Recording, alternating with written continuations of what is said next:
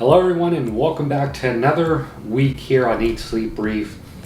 Today I'm going to be giving you guys a very quick update on so far what's happened in the last week. I can tell you right now, it hasn't been very much, but there has been some good stuff that's happened. So number one, I got an email notification, I think a few days ago, and it was pretty much summing it up, letting me know that the tank is actually going to be shipping out within the next probably 3 days. So it's going to be a little bit sooner than anticipated. Obviously, I'm not complaining because I've been patiently waiting for this tank to arrive. Number two update is actually a product that has already been arriving, but a product that's for the build that has arrived. Now, as you guys may know, whenever you're building a tank, you get quite a bit of stuff on order. Lights, pumps, chemicals, media, there's just tons of things that go into a tank. But I don't know about you, but I love anticipating the product, waiting for it. I feel myself always on the phone, pretty much checking the updates on the tracking, because I really just can't wait. You're probably saying, so what could have arrived this week? Well, one of the very important things actually to the big puzzle is going to be the pump that's used to actually mix the salt water. This is going to be the same pump that not only mixes the salt water, it takes the water from the RODI reservoir into the salt reservoir, it mixes it in there, also pumps the water from that reservoir on a hose that's about 25 to 30 feet through the garage into a living room, which is where the tank's going to be. So it's going to be very important. I obviously wanted a pump that was very reliable, something I can trust. And more importantly, I wanted something I could use on my phone. What I pretty much wanted to do is have a mixing station that mixes the water periodically, not too much, and something I can control as far as DC, so the pump doesn't need to be running full speed. With the phone, also an important thing to me was doing a water change with just one person. I didn't want to have to rely on someone to say, hey, turn on the pump, hey, shut off the pump. I really wanted something I can control on my phone with the press of a button to start pushing out water, stop the pump, whatever I need to do, I can control it right from my phone. So here she is, she's finally arrived. It is the SICCE SDC 7.0. I don't know if you guys, or how much you know of the product line of SICCE. SICCE is a company that's very hard to kind of go wrong. They've been around for a very long time. They're made in Italy. Very good product, great workmanship, and again, they're used for a lot of stuff out there. I know a lot of companies, whether reactor companies or skimmer companies, they actually use SICCE pumps within their equipment. So you may not know it, but maybe something in your reef tank has a SICCE already in it. So here we are with the SICCE SDC. This is a 7.0. It can push up to 19, just shy of 2,000 gallons per hour. It's a lot of water. It's quite a bit of water. The head pressure, the maximum head pressure is about 16, almost 17 feet. That's if you're going straight up. Since I'm going diagonally, I shouldn't have any problem doubling that number to about 30 feet because again, the hose is literally just going to be going across. It's not going to be going up. If anything, probably down a little bit. So I should be fine with the head pressure. It does come with a 5-year guarantee. Here's the app, the SICCE Cloud. Oh, I see it comes with alerts as well. You could use your phone now. A few specs you can see here. This is, again, the SDC 7.0, a max head pressure of 16.5 and a max of 1,900 gallons per hour, so just shy of 2,000.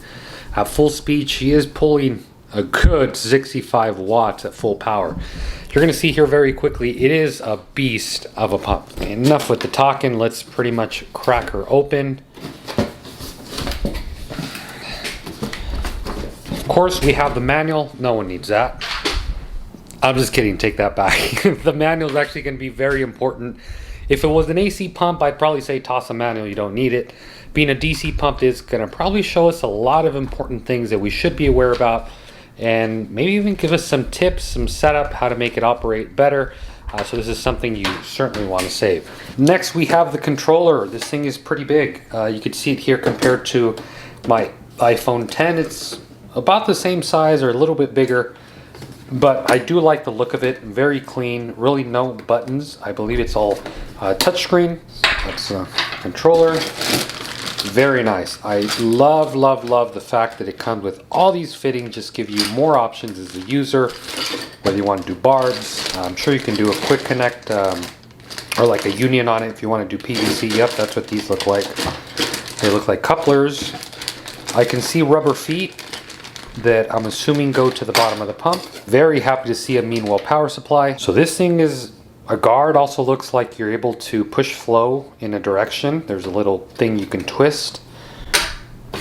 And lastly, of course, wow, look at this.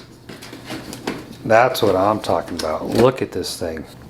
So here we get the pump itself. So that's pretty much everything out of the box. Again, you probably won't be seeing a little bit more of this till once I get the whole mixing station set up, but obviously I did want to show you guys that equipment has already been arriving, and I'm very happy to see the SICCE 7.0 here that we are going to be using for the mixing station. The second kind of thing I want to be covering in this video is going to be about filtration / nutrient export for the new build.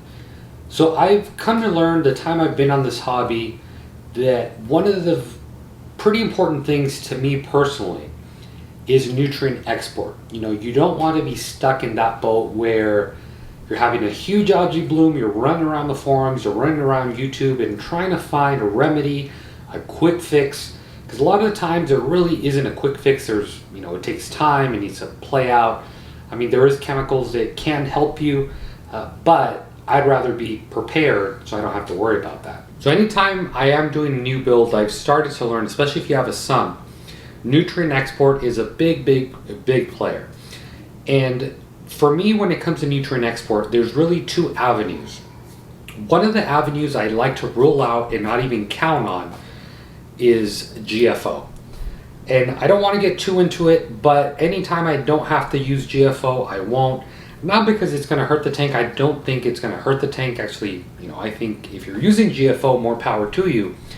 But I just feel GFO has its maintenance. You have to maintain it. You have to be changing it, cleaning out the reactor, make sure the reactor doesn't get clogged, thus lowering the flow, having it clog.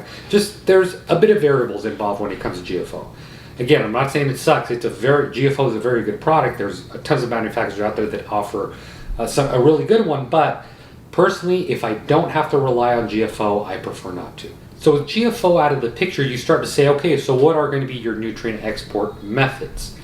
Now again, there's products out there such as Nopox, I forget the Brightwell makes a product, I forget the name of it, that takes out the phosphates. But again, there is products out there that can help you monitor or / maintain the export to a good level. Obviously, water change is a very good one, and if you're able and capable and willing to do the water changes as often as you need to, they're probably really good at export, but given it takes a lot of water volume. So for me personally, I've narrowed it down to two things on this new build. It being a pretty big build with a lot of fish. Believe it or not, I plan on having over 30 fish in the new build. So you can kind of see where it's going to be very important that I address nutrient export now. I don't want to be running, you know, when stuff hits a fan, running around, adding stuff and having to do crazy water changes, because it's not going to be fun, especially when you get into a big system. So I wanted to cover with you guys and get your opinion on the two options I'm thinking about doing. And I've narrowed it down to two. So in the comments, if you are giving me the input, try to just base it off the two that I'm going to talk about now. Because again, there's so many avenues one can take, yourself, myself, when it comes to nutrient export. So a really good one that I've used in the past, especially with the Moat Aquarium, that was really effective was Chaeto. Now that one, running the Triton method, I was running the Triton method that wants you to use the Chaeto, and guys, that, I'm sure you guys remember the video, it's a Chaeto ball easily bigger than my head.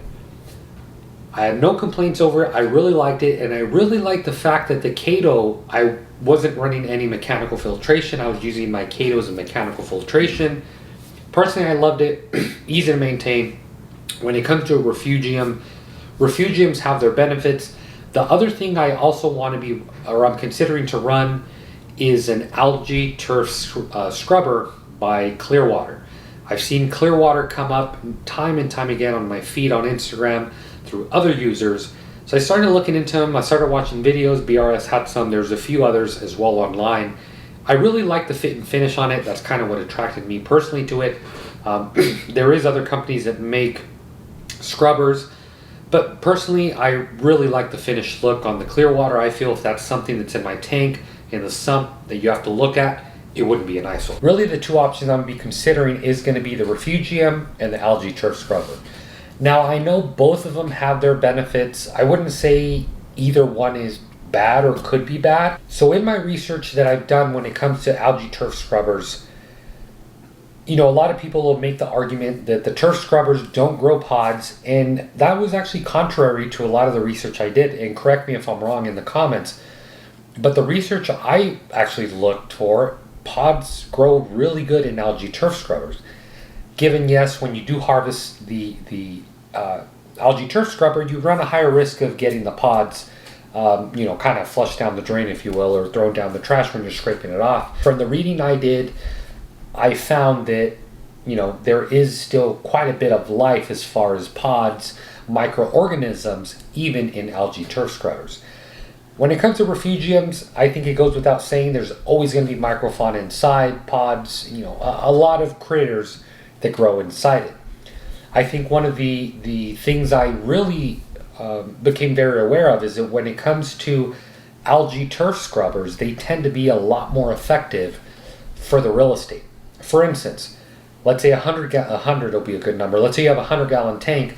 Generally speaking, you want at least, you know, 5 to 10%, closer to the 10% of refugium in there. So if you have a 100-gallon display, at least a 10-gallon refugium, which is great and all when you have the room. When you don't have the room, the smaller you get on refugiums, the more ineffective they start getting. Not saying it's not going to work, but they just tend to get a little bit more ineffective because they're a little bit slower to process the nutrients. Whereas an algae turf scrubber, from the research I've done, a really small, I mean, I know this isn't that small, but a really small piece of real estate could be taken from your sump versus a 10-gallon water volume of refugium. The algae turf scrubber can probably outcompete. One of my good friends and local reefers, Bill, I've featured him and his services quite a bit. He recently switched over to an algae turf scrubber, and he's swore by refugiums. He had at least a 40-gallon refugium with a ball. It was huge. So he recently switched over to algae turf scrubbers. And I trust him a lot because he's been in reefing for quite some time. So I reached out to him and said, Bill, how has your algae turf scrubber from Clearwater been doing? He literally told me, Antonio, that Cato has started to die off. In other words, the algae turf scrubber has already begun to outcompete the refugium, and again, in a smaller piece of real estate than having all this massive water. I haven't made up my mind. I'd really love to hear what you guys think, especially you guys running algae turf scrubbers, or maybe you have ran algae turf scrubbers. I'd love to hear your input. Again, I'm still doing a lot of research. I really haven't made up my mind yet, but I'm really considering an algae turf scrubber for the new build. So I'd love to hear your guys' input. I'd love to hear in the comments if you guys have ran one. If you haven't, maybe your input, maybe what your research has found. I'd really, really love to read it.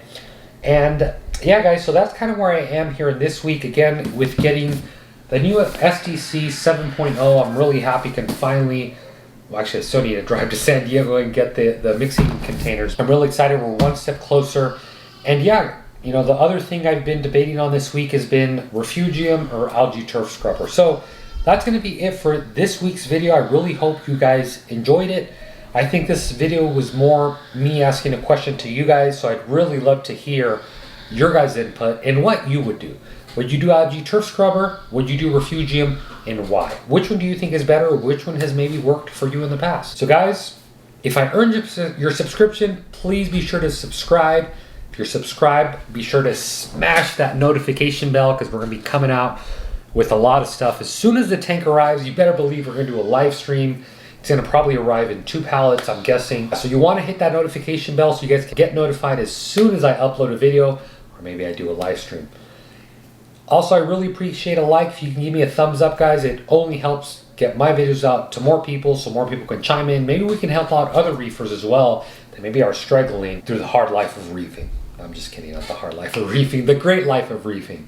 So yeah, guys, please give me a thumbs up if you liked it. Be sure to subscribe and smash that notification bell. As always, happy reefing. Until next time.